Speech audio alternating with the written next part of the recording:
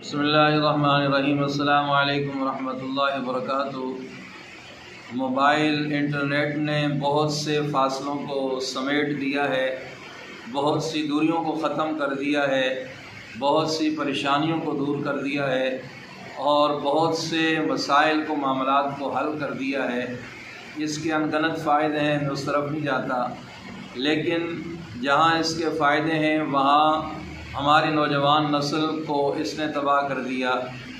हमारे वो बच्चे जो इन दिनों में जहाँ बेर पके हुए हैं, वो कोई बेर को पत्थर मार रहा होता मारता नज़र आता, कोई किसी फलदार दरख्त पे चढ़ा उसकी शाखों से लपकता हुआ नज़र आता, कोई बेर इकट्ठे कर रहा है, कोई गुली डंडा खेल रहा है, कोई जनाब गली बाज़ार में क्रिकेट खेल रहा है, कोई किसी और खेल में लगा हुआ है।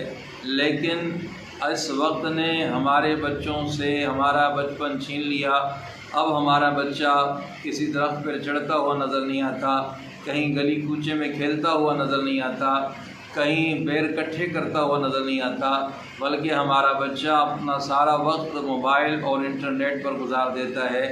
खुदारा हम अपने बच्चों को उनका बचपना दें, उनको खेलता देखकर हमें अपना बचपन में याद आएगा।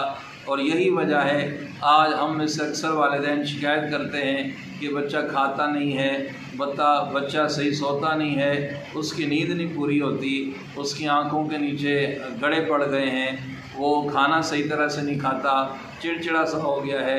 उसकी वजह सिर्फ यही है कि अब उस बच्चे ने घर, स्कूल, ट्यूशन, मस्जिद या मदरसा और मोबाइल, लैपटॉप और इंटरनेट, यही उसकी रोज़मर्रा की रूटीन बन गई है। जब तक बच्चे खेलेगा नहीं, कूदेगा नहीं, अपने हम असरों के साथ गपशप नहीं करेगा, भागेगा नहीं, दौड़ेगा नहीं, उस वक्त तक उसकी ये ज़हनी सलाहियत कभी दुरुस्त नहीं होगी।